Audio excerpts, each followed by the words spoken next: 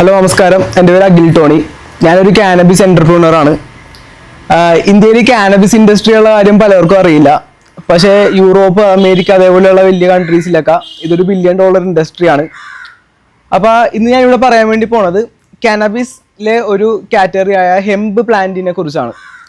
അപ്പോൾ ഹെംപ് പ്ലാന്റിൻ്റെ സീഡ്സ് ആണ് ഇതിരിക്കണത്.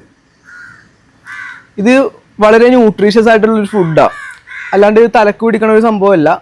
ഇതിനകത്ത് മെയിനായിട്ട് എന്തൊക്കെയുള്ളതെന്ന് വെച്ചിട്ടുണ്ടെങ്കിൽ പ്രോട്ടീൻസും ഒമേഗ ഫാറ്റി ആസിഡ്സും ആണ്. അപ്പോൾ നമ്മുടെ കമ്പനിയിൽ, നമ്മുടെ ഫാക്ടറിയിൽ ഇത് എക്സ്ട്രാക്ട് ചെയ്തിട്ട് നമ്മൾ 2 പ്രോഡക്ട്സ് ഇറക്കുന്നുണ്ട്. ഒന്നാമത്തത് ഹെമ്പിൻ്റെ ഒമേഗ ഓയിലാണ്. ഇത് ഈ സീഡ്സിൽ നിന്ന് എക്സ്ട്രാക്ട് ചെയ്യണ ഒമേഗ ഫാറ്റി ആസിഡ്സ് ആണ്.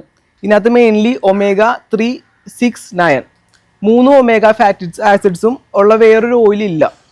അതുകൊണ്ട് ഈ ഓയിൽ വളരെ മിറക്കുലസ് ആണ്. നമുക്കിത് സ്കിന്നിൽ തേക്കാം, ഹെയറിൽ പുരട്ടാം. ഇത് നമ്മുടെ കുട്ടികൾക്ക് കൊടുക്കുന്ന ഫിഷ് ഓയിൽ ക്യാപ്സ്യൂൾസ് ഉണ്ടല്ലോ, അതിന് ആൾട്ടർനേറ്റീവ് ആയിട്ടുള്ളൊരു ഓയിൽ തന്നെയാണ് ഇത്.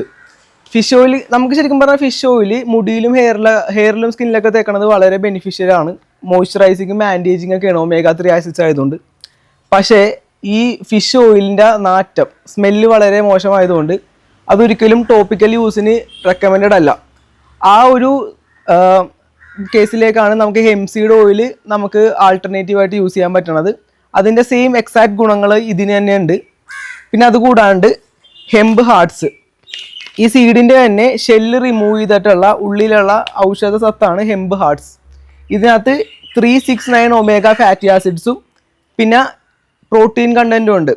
പെർ സെർവിങ് 30 ഗ്രാമിൽ 12 ഗ്രാം ഒമേഗ ഫാറ്റി ആസിഡ്സും 10 ഗ്രാം എഡസ്റ്റീൻ പ്രോട്ടീനും ഇതിനകത്തുണ്ട്. അതുകൊണ്ട് തന്നെ ഇത് വളരെ ന്യൂട്രീഷ്യസ് ആയിട്ടുള്ളൊരു ഫുഡാണ്. ഹെംപ് ഒമേഗ ഹാർട്സിൽ നിന്ന് നമുക്ക് മിക്സിയിലിട്ട് അടിച്ച് അതൊരു തേങ്ങാപ്പാൽ ഉണ്ടാക്കണ പോലെ തന്നെ എടുക്കണ പാലാണിത്. ഇത് ഡെയിലി കുടിക്കണമെങ്കിൽ നിങ്ങൾക്ക് ആരോഗ്യവും പിന്നെ ബോഡി ടോട്ടൽ റെജുവിനേഷനും ഇത് യൂസ് ചെയ്യാവുന്നതാണ്. മാത്രമല്ലാണ്ട് പ്ലാന്റ് ബേസ്ഡ് പ്രോട്ടീൻ കണ്ടൻസും ഇതിനകത്തുണ്ട്. അതുകൊണ്ട് ഇത് വളരെ ഹെൽത്തി ആയിട്ടുള്ളൊരു ഡ്രിങ്കാണ്. നമുക്ക് ഡെയിലി നമ്മുടെ ന്യൂട്രീഷനിൽ ആഡ് ചെയ്യാൻ പറ്റിയ ഏറ്റവും ബെസ്റ്റ് ഡ്രിങ്ക് ഇത് തന്നെയാണ്.